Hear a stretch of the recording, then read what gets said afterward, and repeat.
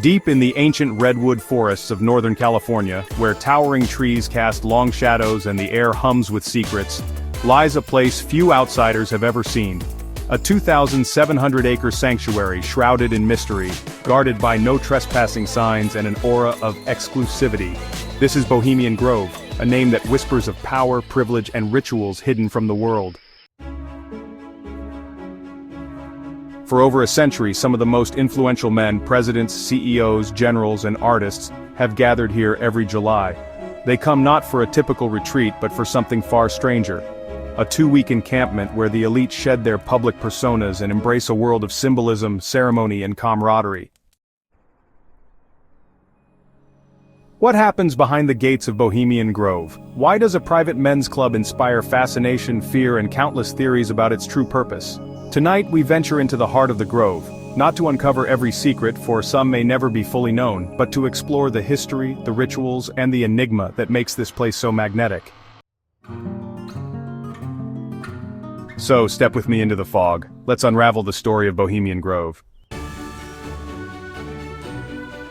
To understand Bohemian Grove, we must travel back to 1872, to the bustling streets of San Francisco. The city was alive with ambition, gold rush wealth, new industries, and a vibrant cultural scene.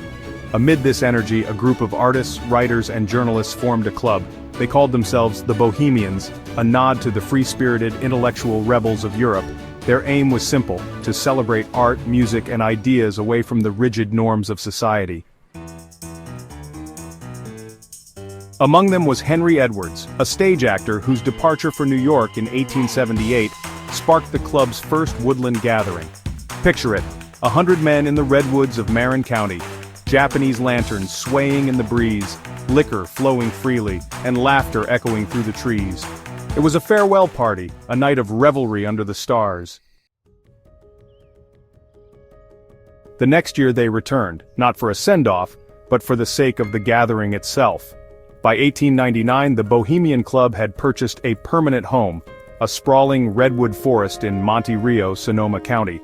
They named it Bohemian Grove. But something shifted in those early years. The club's artistic roots began to intertwine with wealth and power. The original Bohemians, poets like Ambrose Bierce and Jack London, were joined by bankers, politicians, and industrialists. Mark Twain became an honorary member, but money, not art, soon held sway. By the 20th century, the Grove was no longer a haven for starving artists. It had become a playground for the elite. What began as a celebration of creativity was transforming into something else, something exclusive, secretive, and to the outside world, deeply curious. At the heart of Bohemian Grove lies its most infamous tradition, the Cremation of Care. Every summer, on the first weekend of the encampment, members gather by an artificial lake beneath a towering concrete owl. This 40-foot statue, known as the Great Owl of Bohemia, looms over the scene, a symbol of wisdom, mystery, or perhaps something more. The ceremony begins at dusk. Men in robes, red, black, silver, move in procession. A figure called Care, represented by an effigy, is brought forth in a coffin. As music swells and torches flicker, the effigy is set ablaze before the owl, consumed by fire. The official explanation?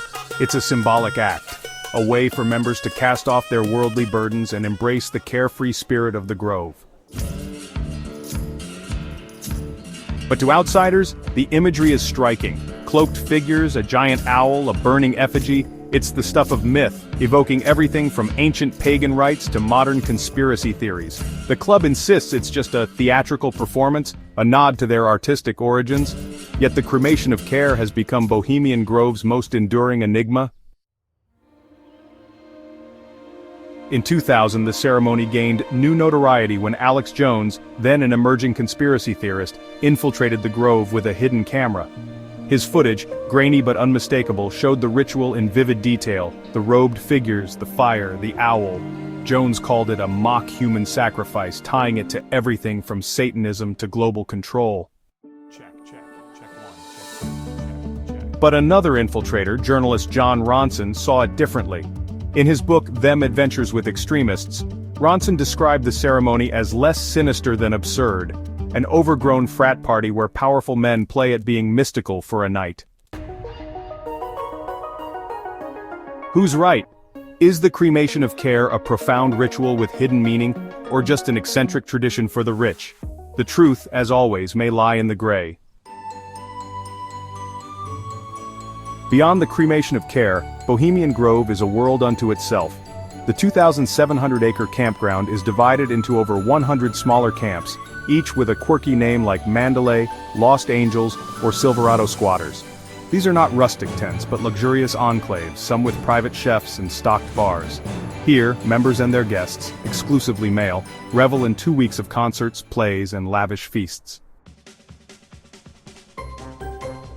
Beyond the cremation of care, Bohemian Grove is a world unto itself. The 2,700-acre campground is divided into over 100 smaller camps, each with a quirky name like Mandalay, Lost Angels, or Silverado Squatters. These are not rustic tents, but luxurious enclaves, some with private chefs and stocked bars. Here, members and their guests, exclusively male, revel in 2 weeks of concerts, plays, and lavish feasts.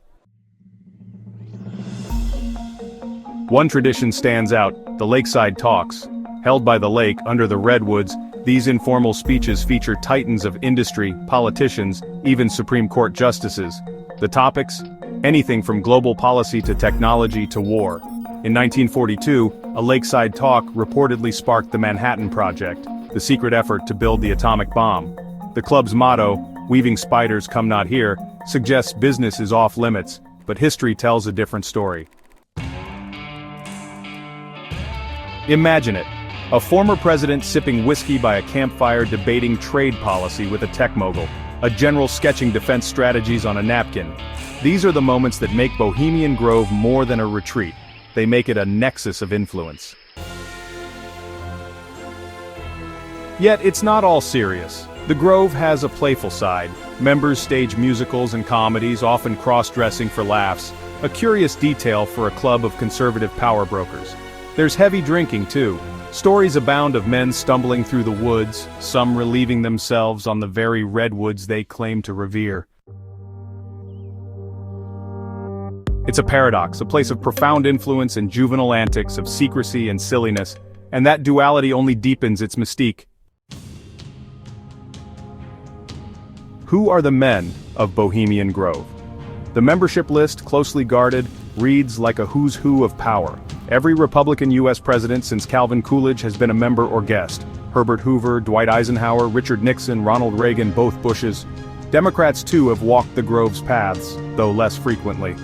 Supreme Court Justice Clarence Thomas, media titan Walter Cronkite, actor Clint Eastwood, all have been linked to the club. Who are the men of Bohemian Grove? The membership list, closely guarded, reads like a who's who of power. Every Republican U.S. president since Calvin Coolidge has been a member or guest. Herbert Hoover, Dwight Eisenhower, Richard Nixon, Ronald Reagan, both Bushes. Democrats too have walked the Grove's paths, though less frequently. Supreme Court Justice Clarence Thomas, media titan Walter Cronkite, actor Clint Eastwood, all have been linked to the club. The Grove isn't just American. Global figures, bankers from London, diplomats from Asia, have attended as guests. With only 2,500 members, entry is exclusive, often requiring decades on a waiting list. To join, you need wealth, influence, or both, and an invitation. This exclusivity fuels suspicion. When the world's most powerful men gather in secret, what are they discussing? Are deals struck that shape economies? Are policies born that change nations? Or is it, as members claim, just a chance to relax, to escape the pressures of their public lives? The truth is elusive. But one thing is clear, Bohemian Grove is a microcosm of power, a place where connections are forged in the shadows of ancient trees. Bohemian Grove has never been without controversy. In the 1980s, activists protested its men-only policy, leading to a 1978 California Supreme Court ruling that forced the club to hire women in limited roles, like valets. Environmentalists, too, have clashed with the Grove, accusing it of overlogging its precious redwoods, a charge the club denies. Bohemian Grove has never been without controversy. In the 1980s, activists protested its men-only policy, leading to a 1978 California Supreme Court ruling that forced the club to hire women in limited roles, like valets. Environmentalists, too, have clashed with the Grove, accusing it of overlogging its precious redwoods, a charge the club denies. But it's the conspiracy theories that cast the longest shadow. To some, the Grove is a hub of global control, a place where the so-called Illuminati or a New World Order pull the strings. The owl statue, they say, is a nod to Moloch, an ancient deity tied to sacrifice. The Cremation of Care, a coded ritual with dark intent. These ideas, amplified by Alex Jones and others, thrive in the absence of transparency. The Grove's secrecy invites imagination to fill the gaps, yet skeptics argue there's no evidence of grand plots, just rich men indulging in eccentric traditions. In 1989, journalist Philip Weiss spent 7 days posing as a guest. His exposé in Spy magazine painted a vivid picture: men urinating on trees, drunken debates, and a sense of freedom born of exclusivity. No satanic rites, just privilege run wild. Still, the theories persist. Why? Because secrecy breeds curiosity, and Bohemian Grove, with its locked gates and silent members, offers no easy answers. What is it about Bohemian Grove that captivates us? Is it the idea of powerful men playing at something ancient, something forbidden? Is it the contrast of their public gravitas with the Grove's private absurdity? Or is it simply the human need to peer behind the curtain, to know what lies hidden? What is it about Bohemian Grove that captivates us? Is it the idea of powerful men playing at something ancient, something forbidden? Is it the contrast of their public gravitas with the Grove's private absurdity? Or is it simply the human need to peer behind the curtain, to know what lies hidden? The Grove is a mirror, reflecting our fears and fascinations. To some, it's a symbol of unchecked power, a reminder that the elite operate in ways we may never fully grasp. To others, it's a quirky relic, a place where old men act young, free from judgment. Perhaps the truth is both. Bohemian Grove is a stage where power and play intertwine, where rituals, be they profound or performative, bind men across generations. It's a place that resists definition, thriving in the space between fact and myth. As the redwoods stand silent, guarding their secrets, one question lingers. Does it matter what happens at Bohemian Grove, or is the real power in what we imagine it to be? For now, the Grove remains closed to us. Its gates are locked, its rituals obscured by shadow, but in the whispers of the forest, in the flicker of a distant fire, the mystery endures. Thank you for joining me on this journey into Bohemian Grove.